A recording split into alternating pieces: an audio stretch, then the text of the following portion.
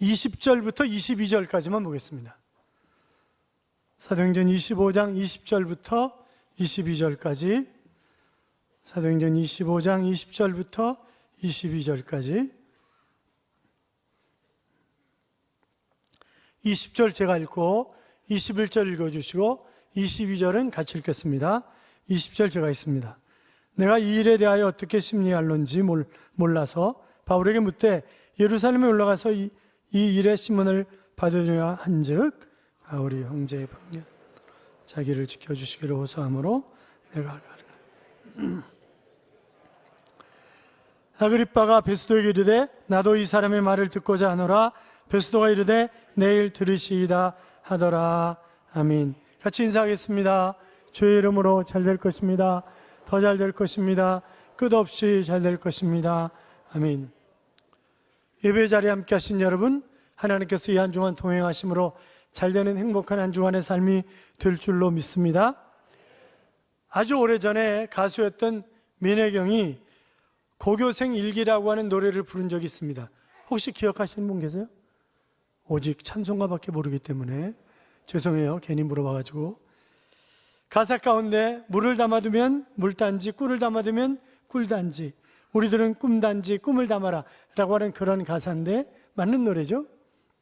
물을 담아두면 물단지로 풀 때마다 물을 퍼냅니다. 꿀을 담아두면 꿀단지로 풀 때마다 꿀이 나오는 거죠. 꿈을 담아두면 꿈단지로 풀 때마다 꿈이 나옵니다. 감사를 담아두면 감사단지로 풀 때마다 감사가 나오고, 원망과 불평을 담아두면 이 원망과 불평 단지로 풀 때마다 원망과 불평이 나오는 거죠. 모든 사람들은 다 마음의 단지가 있습니다. 마음의 단지 안에 무엇을 넣고 있느냐에 따라서 그 사람의 삶이 행복할 수도 있고 그렇지 않을 수도 있고, 선을 행할 수도 있고 악을 행할 수도 있습니다. 예수님께서도 마음에서 더러운 것이 나온다 하는 그런 말씀을 하셨어요. 하나님께서는 모세를 통해서 이스라엘 백성들에게 부정한 것을 만졌을 때에는 반드시 몸을 씻으라 그렇게 명령하셨고, 밖에 나갔다 집에 돌아왔을 때 또 음식을 먹기 전에 손을 씻으라 그렇게 명령하셨고, 그것이 율법이 되었습니다. 예수님의 제자들이 배가 너무 고파서 그랬는지는 잘 모르겠지만 손을 씻지 않고 음식을 먹었어요. 그때 바리새인과 서기관들이 선생님의 제자들은 손도 씻지 않고 떡을 먹습니다. 어찌하여 장로들의 전통을 범하는 것입니까? 그렇게 이야기할 때 예수님께서 이렇게 말씀하시죠. 입으로 들어가는 것이 사람을 더럽게 하는 것이 아니라 입으로 들어가는 것은 배로 들어갔다가 뒤로 버려지지 않느냐. 입에서 나오는 것은 마음에서 나오는 것이기 때문에 이것이 사람을 더럽게 하느니라. 마음에서 나오는 것은 악한 생각과 살인과 간음과 음란과 도적질과 거짓 증언과 비방이니 이런 것들이 사람을 더럽게 하느니라. 그렇게 말씀하셔서 바로 마음속에서 나오는 것들이 사람을 더럽게 하는 것들이다. 그렇게 말씀하셨어요. 마음에서부터 사람들의 생각과 행동이 나옵니다. 선한 마음에서 선한 생각과 선한 행동이 나오는 거고, 악한 마음에서 악한 생각과 악한 행동이 나오는 거죠. 그러니까 내 마음이 어떤 것으로 가득 차 있는가.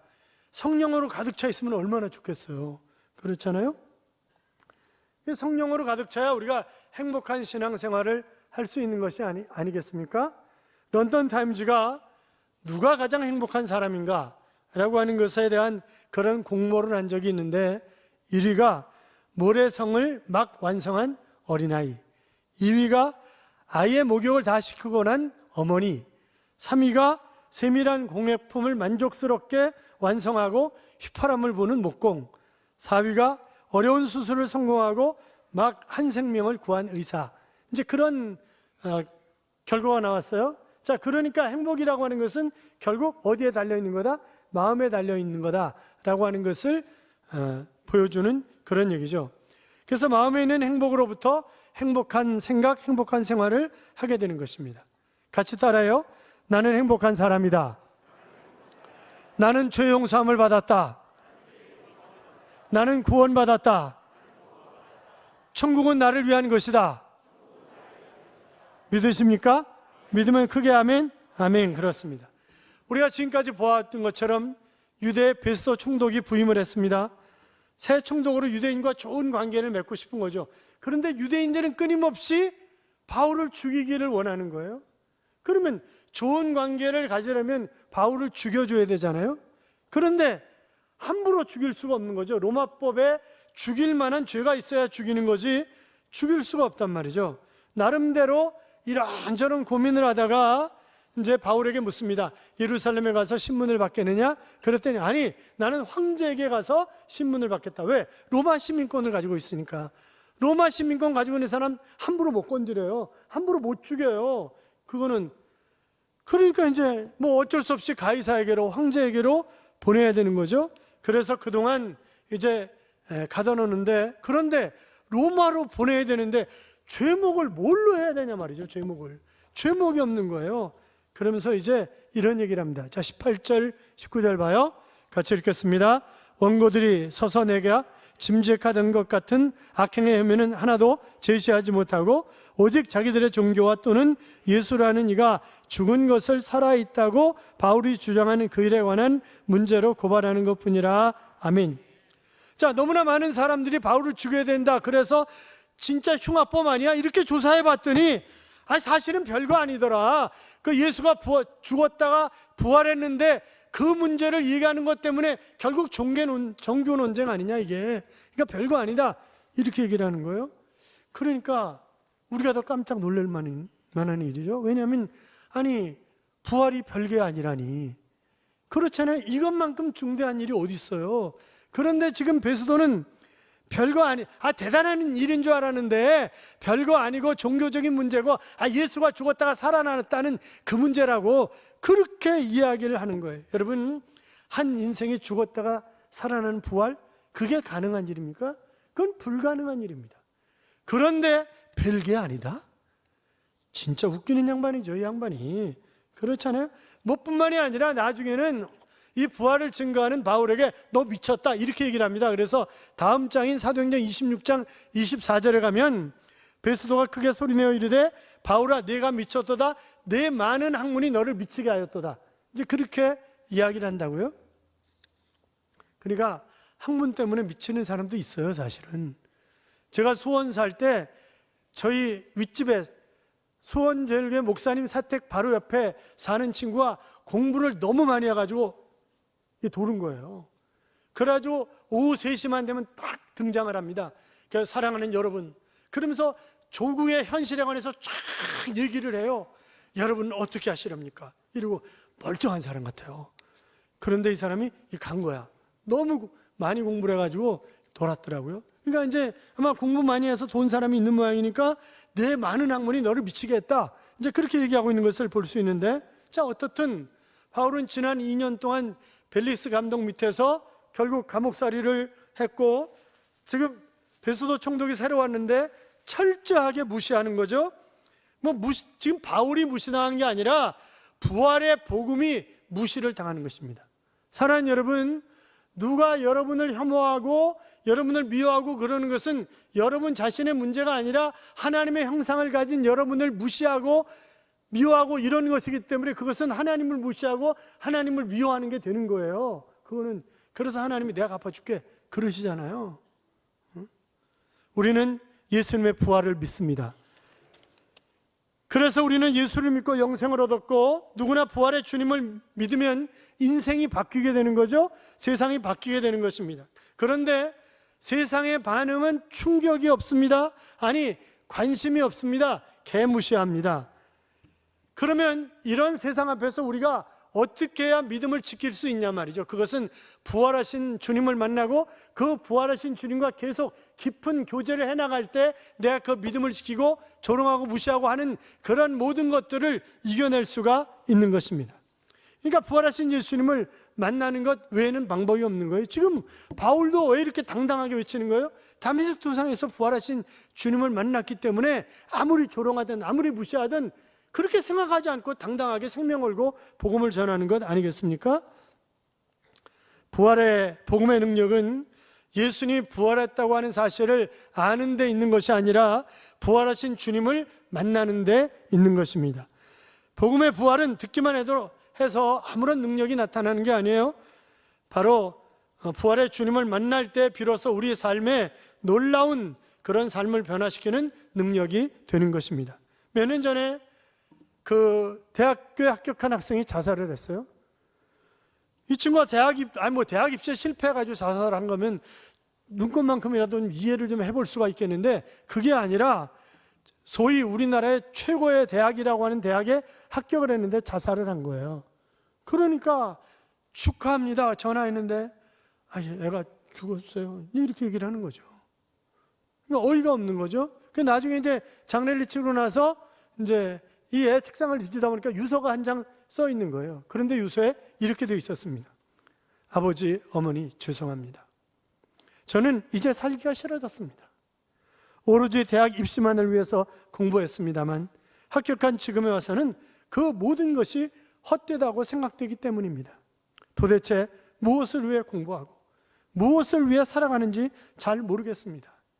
제 자신을 만족하기 위해서라면 더 이상 살고 싶지 않습니다 라고 하는 그런 유서였어요.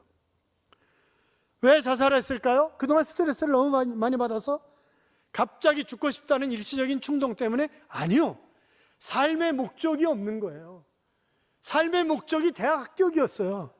그런데 합격하니까 끝난 거야 이제. 그러니까 그냥 나 끝났다 이러고 그냥 자기 몸을 던져버린 거예요. 전 미국의 대통령이었던 지미 카터가 이런 이야기를 했습니다. 물품을 소유하고 소비하는 것으로는 의미를 갈구하는 인간의 욕구를 충족시킬 수 없음을 우리는 알게 되었다. 확신이나 목적이 없는 삶의 공허함이 물자를 축적한다고 해서 채워지는 것은 결단코 아니다 라고 하는 것입니다. 여러분, 사람의 삶의 공허함 이런 것들이 다른 것으로 채울 수 없다는 거예요. 아무리 돈이 많아서 백화점을 쏘다니면서 명품백 하나에 수천만 원 한다면서요? 그거 사들고 돌아다니면 거기 돈이 그냥 들어오나 보죠? 그렇잖아요? 제가 80년대 정부에서 일하는 분한테 어떤 얘기를 들었냐면 하루에 5천만 원 이상 버는 사람이 2만 명 이상이라는 거예요, 우리나라에.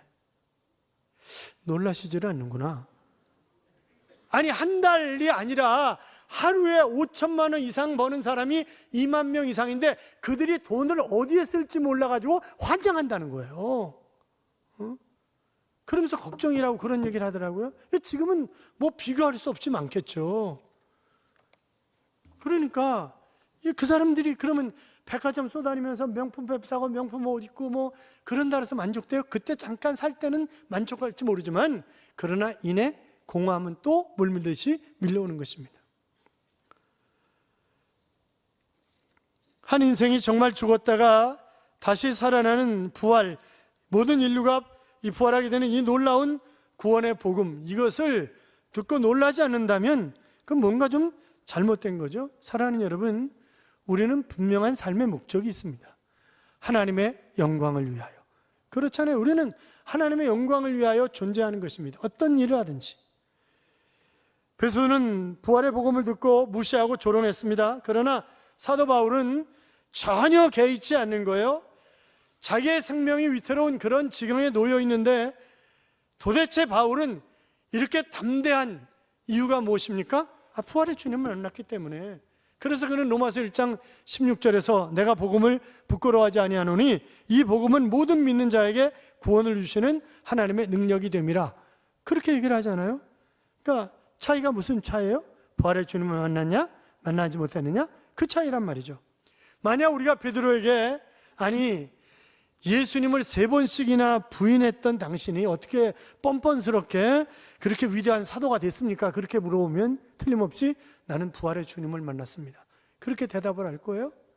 만약 우리가 도마에게 아니 당신이 그렇게 의심이 많았는데 어떻게 충성스러운 종이 되었고 어떻게 순교할 수 있었습니까? 그렇게 묻는다면 도마도 역시 나는 부활의 주님을 만났기 때문입니다, 그렇게 대답을 할 것입니다. 만약 우리가 스데반에게 아니 돌로 당신이 맞아 죽으면서도 얼굴이 환하게 천사처럼 빛났던 이유가 도대체 무엇입니까? 라고 묻는다면 부활의 주님이 천국문을 열고 내려다보고 계셨기 때문에 그래서 내가 그럴 수 있었습니다, 이렇게 대답을 할 거예요. 여러분, 부활의 주님을 만나면 사람이 바뀌잖아요. 그러니까 살인자인 고재봉도, 살인마인 김대두도, 무장공비였던 김신조도, 수많은 인기 연예인들도 인생이 송두리째 바뀌잖아요. 부활하신 예수님을 만난 사람은 인생이 완전히 바뀌는 것입니다. 그런데 이 마누라가 교회 나간다고 나가는데 1년, 2년, 5년 지났는데 하나도 안 바뀌었다. 그러면 어떻게 생각해야 되는 거예요? 부활의 주님을 만나지 못한 건 아닌가 그러면? 아니 근데 자기도 모르게 점점 바뀌어가고 있어요. 그게 다 바뀌어가고 있습니다. 부활하신 주님은 지금도 교회에 임하셔서 역사하시는데 그것은 2000년 역사가 증명을 하고 있습니다. 초대교회를 핍박했던 당시에 통치자들이 기독교 지도자들 몇 명만 없애버리면 그러면 다른 종교들처럼 기독교는 없어질 것이다 라고 생각을 했지만 그러나 없어지지 않는 거예요. 핍박을 당하면 당할수록 교회가 부흥을 합니다. 그것은 중국이나 러시아의 역사를 봐도 역시 마찬가지입니다. 그들이 기독교가 가장 왕성하게 성장했던 때는 핍박받을 때였어요. 왜요? 교회의 부흥과 교회의 주인은 주님이시기 때문에 그 주님이 움직여 가시기 때문에 계속적으로 부흥하는 그런 역사가 일어나는 것입니다. 때때로 몇몇 교회 지도자를 보면 교회가 당장 무너질 것 같지만 그러나 여전히 교회 안에서 새 생명의 역사는 계속되고 기도도 계속되고 새 부흥이 임하는 것은 교회의 주인이 주님이시기 때문에 그렇습니다. 하나님은 마지막 때 반드시 교회를 통해서 영혼을 구원하고 생명의 구원의 방주로 삼으시는 것입니다. 그러므로 사랑하는 성도 여러분, 부활하신, 그래서 살아계신 그 주님과 동행하는 삶을 살아가시기를 주님의 이름으로 축원합니다. 프랜시스 셰퍼 박사가 이성으로부터의 도피라고 하는 책을 썼어요. 복잡하고 다양한 그런 시대에서 끊임없이 현대인들이 도피하기 위해서, 바로 이성으로부터 도피하기 위해서 그들이 세속주의, 성, 음주, 스포츠, TV, 폭력, 마약, 신비주의 그런 것들이 급격하게 늘어나는 것은 바로 이성으로부터의 도피를 위함이다 라고 하는 그런 결론을 냈습니다만 현대인들은 어떻게 살아야 하는지에 대해서 또 생각하지 않습니다. 현대인들은 하나님이 어떤 분이신지, 내가 죽으면 어떻게 되는지 깊이 생각하지 않습니다. 그렇기 때문에 인생관, 가치관, 신관, 종말론 할 거 없이 별 생각 없이 그냥 감각적으로 다람쥐 쳇바퀴 돌듯 살다가 그냥 죽는 것입니다. 그저 자기 중심적으로 살려고만 합니다. 상대방에 대한 배려가 없습니다. 자기 편한 대로 살고 그저 혼돈에 빠져가지고 살아가는 것인지 아닌지. 그래서 마지막 때의 모습을 디모데후서 3장 1절 이하는 이렇게 표현을 하고 있습니다. 내가 이것을 알라? 말세에 고통하는 때가 이르리니 사람들은 자기를 사랑하며 돈을 사랑하며 자긍하며 교만하며 회방하며 부모를 거역하며 감사치 아니하며 거룩하지 아니하며 무종하며 원통함을 풀지 아니하며 참소하며 절제하지 못하며 사나우며 선한 것을 좋아하지 아니하며 배반하여 팔며 조급하며 차고하며 쾌락 사랑하기를 하나님을 사랑하는 것보다 더하며 경건의 모양은 있으나 경건의 능력은 부인하는 자니 이 같은 자들에게서 내가 돌아서라 그랬어요. 그러니까 한마디로 얘기하면 정신 차리고 살라는 것입니다. 주님은 부활하셨고 우리는 영원한 천국을 부활신앙을 가지고 갈 것입니다. 사도 바울이 빌립보 3장 7절 이하에서 나는 세상의 것들을 똥처럼 배설물처럼 여겼다 하는 그런 표현을 쓰고 있습니다. 왜요?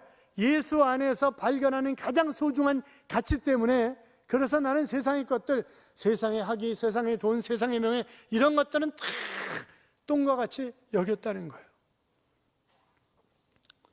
그러나 여러분, 예수님을 모르는 사람은 세상 것들을 배설물처럼 여길 수가 없는 거죠. 항상 사람의 눈만 의식하고 삽니다. 그래서 결국은 주님이 이끄시는 대로 가지 못합니다. 자, 23절 이하에 보면 아그리빠 왕이 바울과 등장을 합니다. 아그리빠 왕은 이 왕 위에 합당한 격식을 차리고 등장을 합니다. 머리에 금으로 된 왕관을 쓰고 4가지 색깔로 조화를 이룬 로얄 칼라 의상을 입고 바울을 신문하기 위해서 나온 것입니다. 왕후격인 버니게는 5m 이상 끌리는 긴 옷을 입고 등장을 합니다. 베스도 총독은 로마 권위의 상징인 자색 망토를 입고 천부장과 높은 사람들 모두를 정렬시키고 그 중앙에 위엄을 갖추고 앉는 것입니다. 이에 반해서 사도 바울은 죄인의 신분으로 지금 불려 나온 거잖아요. 그러니까 얼마나 세상의 눈으로 보면 얼마나 비참하고 얼마나 초라하고 얼마나 억울하겠어요. 그런데 여러분 생각해 보세요. 아그리빠 왕이 누구예요? 바지왕이야. 바지왕. 회사에 바지사장 있잖아요. 바지사장. 바지왕이야. 그러니까 로마가 유대인들을 좀 더 편안하게 다스리기 위해서 바지왕으로 아그리빠 왕을, 그러니까 꼭두각시 왕으로 아그리빠를 세운 거예요. 그런데 폼 잡고 나오는 거지 지금. 이게 그렇잖아요. 그러니까 폼만 그럴듯하지 모든 실권은 총독에게 있는 거예요. 버니게는요, 2번이나 결혼에 실패한 여인이었고 남매가 같이 산다고 하는 그런 비난 때문에, 그런데 뭐 생각지 않고 그냥 사는 거예요. 실상은 지옥에 갈 자들인데 왕관이 무슨, 긴 옷이 무슨, 자색 폼나는 옷이 무슨 의미가 있겠습니까? 바울이 사도행전 26장 29절에 보면 이렇게 얘기를 합니다. 오늘 내 말을 듣는 모든 사람도 다 이렇게 결박된 것 외에는 나와 같이 되기를 원하나이다. 그렇게 얘기를 한다고요. 얼마나 당당한 모습이에요? 그렇잖아요? 내가 묶인 것 이것 빼놓고 여러분도 다 나처럼 되기를 원합니다. 부활의 주님을 믿고 그 부활의 주님을 증거하는 그런 삶을 살아가기를 바랍니다. 그런 얘기를 하는 거잖아요. 그러니까 세상이 우리를 무시하고 조롱하고 하나님을 믿지 않고 부활하신 주님을 거들떠 보지 않는다 할지라도 내가 부활하신 주님을 만나면 얼마든지 내가 당당하게 살아갈 수 있는 것입니다. 우리나라 그 최고 통치권자인 대통령이나 정치인들에게 무서운 게 있죠. 국민 여론입니다. 그렇죠? 아마 정치인들은 지금 국민의 여론이 어떻게 돌아가는가 매일매일 노심초사할 거예요. 국민의 여론을 살피는 정치인들은 그나마 그래도 조금은 괜찮은 정치인들이죠. 여론도 무시하는 악한 정치인들, 그저 자기만을 위해서 이용하는 그런 정치인들은 또 얼마나 많아요. 그렇잖아요. 그러나 여러분, 여론만을 살피는 정치는 실패하게 돼 있어요. 왜? 여론은, 국민의 여론이라는 것은 한순간에 바뀌어요. 여러분 생각해 보세요. 윤석열 대통령이 계엄령 선포했을 때 국민 여론 11%였어요. 지금은요 50%야. 이게 어떻게 되는 거예요 도대체? 체포하려면 할수록 더 국민 여론이 좋아져. 아니 윤석열 50%인데 이재명 43%야. 이게 웃기는 게 아니죠 보통 여론이. 이게 아브라함 링컨이 흑인 노예를 해방시키려고 했을 때 국민들이 다 반대했다는 거예요. 해방시키면 안 된다고. 부려먹어야 되는데 그거 안 된다고.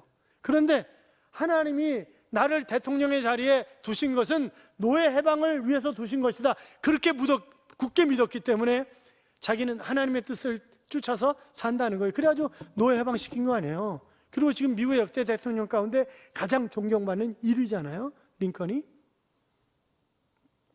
사랑하는 성도 여러분, 세상은 하나님을 무시하고 복음을 조롱하는 것처럼 보입니다. 그러나 분명히 알아야 할 것은 우리가 보지도 느끼지도 못하지만 하나님은 여전히 일하고 계시는 하나님이시라고 하는 사실입니다. 가만히 보세요. 하나님께서 사도 바울을 어떻게 인도하셨어요? 사도 바울은 자기가 땅끝까지 복음을 증거하는 게 꿈이었잖아요. 물론 그때 땅끝이 서바나였지만, 그러나 로마가 땅끝이라고 생각을 하는 거예요. 그 로마만 복음화되면 전 세계를 복음화시킬 수 있다고. 왜? 세계의 수도니까. 그렇게 생각을 하는 거죠. 간절히 가기를 원했잖아요, 로마에. 그런데 하나님이 가장 안전한 방법으로, 그렇잖아요. 죽이려고 하는 사람들이 수없이 많았지만 먹여주고 채워주고 감방 안에서 좀 불편하지만 그러나 거기 있게 하고, 그 다음에 군사들이 호위하고 로마로 가는 거잖아요. 가려면 얼마나 많은 돈이 들겠어요? 공짜야, 공짜. 그러니까 하나님이 기가 막혀. 여러분, 일이 잘 안 되고 힘들고 어렵다 할지라도 하나님이 여러분에게 허락하신 일이라면 하나님의 때에 가장 정확한 방법으로 가장 멋지게 일을 이루어 주실 줄로 믿습니다. 그러므로 너무 조급해하지 말자고요. 고린도후서 4장 10절 이하에 보시면 우리가 항상 예수의 죽음을 몸에 짊어짐은 예수의 생명이 또한 우리 몸에 나타나게 하려 함이라. 우리가 살아있는 자가 항상 예수를 위하여 죽음에 넘겨짐은 예수의 생명이 또한 우리 죽을 육체에 나타나게 하려 함이라 그랬습니다. 그러니까 예수님과 함께 죽었다고 한다면 예수님과 함께 다시 사는 역사는 반드시 일어난다고 하는 것입니다. 사랑하는 여러분, 세상의 칭찬과 비난에 흔들리지 말고 더욱 살아계신 주님을 바라보며 믿음의 길로 달려가시기 바랍니다. 성경은 주님께서 다시 오셔서 역사를 심판하시는 마지막 날이 있다고 말씀하고 있습니다. 그날과 그때는 아무도 모르고 오직 하나님만 하신다 그랬어요. 그러니까 그날이 어떤 사람에게는 인생 최고의 날이 될 수 있고 어떤 사람에게는 인생 최악의 날이 될 수 있습니다. 그렇잖아요? 그날은 돌이킬 수 없는 단 한 번의 날입니다. 로마 제국이 북위 영화를 누릴 때 베스비우스산 중통에는 약 2,000명의 시민이 살고 있었답니다. 그런데 AD 63년 어느 날 한 노인이 나타나서 사랑하는 여러분, 베스비우스 화산이 폭발할 것입니다. 여러분이 사는 데는 두 가지 길이 있습니다. 하나는 철저히 회개하고 하나님 앞에 돌아오는 것입니다. 아니면 이곳에서 멀리 도망가는 것입니다. 둘 중에 하나를 택해야 됩니다. 반드시 화산은 폭발합니다. 아니, 지금 한참 재밌게 살고 있는데, 잘 나가고 있는데, 그러니까 왜 미친 노인이 웃기는 소리를 한다고 전부 개무시하는 거예요. 그리고 16년 후인 79년 8월 24일 날 베스비우스 화산은 폭발했고 생존자는 단 한 명도 없었습니다. 다 죽은 거예요. 사랑하는 여러분, 성경이 말씀하고 있는 종말이 가까워져 가고 있습니다. 이제 복음이 돌아서 예루살렘으로 들어가면 이 세상은 끝나는 것입니다. 유대인들이 지금 5% 정도밖에 믿지 않고 있지만 그러나 순식간에 믿는 것은 순식간에도 이루어질 수 있는 일이에요. 그렇기 때문에 우리가 항상 거룩한 곳에 가증하는 것이 서는데 그 가증하는 것이 무너지는 그날 주님은 재림하신다고 했습니다. 그러니까 지금 그 아브라함이 이삭을 드렸던 그 장소에 오마르 사원이 세워져 있어요. 그 옆에 엘락사 사원이 주 688년에 세워져 있습니다. 그러니까 이슬람교 성지예요, 그것이. 그러니까 거룩한 곳에 가증하는 것이 서 있는 거예요. 그 가증하는 것이 무너지는 그날 주님은 오신다고요. 그러니까 우리가 이스라엘에 관심을 가지고 쳐다봐야 할 그런 이유가 있는 거예요. 사랑하는 여러분, 주님이 언제 오시든지 간에 아멘 주 예수여 어서 오시옵소서라고 맞이할 수 있는 그런 준비된 삶, 그것은 바로 믿음의 삶입니다. 부활하신 주님을 만나고 그 부활하신 주님과 깊이 교제하며 사는 삶. 그래서 주님이 오시는 그날이 우리 모두에게 인생 최고의 날이 될 수 있기를 주님의 이름으로 축원합니다. 이런 찬양이 있습니다. 항해자라고 하는 찬양인데, 나 비로소 이제 깊고 넓은 바다 간다. 두려움에 떨고 있는 내 손을 주는 결코 놓치지 않으셨다. 나 비로소 이제 폭풍우를 뚫고 간다. 비바람에 흔들리는 나약한 나를 잡은 나의 주님, 주 나를 놓치지 마소서. 이 깊고 깊은 바다에 홀로 내 삶의 항해의 끝이 되시는 주님이시여 난 의지합니다. 날 포기하지 마소서라고 하는 그런 찬양입니다. 사랑하는 여러분, 젖먹이는 아이를 둔 어머니가 자기 아이를 설사 잊는다 할지라도 나는 너희를 잊지 아니할 것이라, 나는 너희를 그와 같이 버려두지 않는다, 그렇게 말씀하셨습니다. 그 주님은 우리와 영원히 함께 하시는 하나님이십니다. 우리를 붙잡으시고 우리를 인도하실 것입니다. 그분을 의지하고 사는 삶이 되시기를 주님의 이름으로 축원합니다. 축원합니다.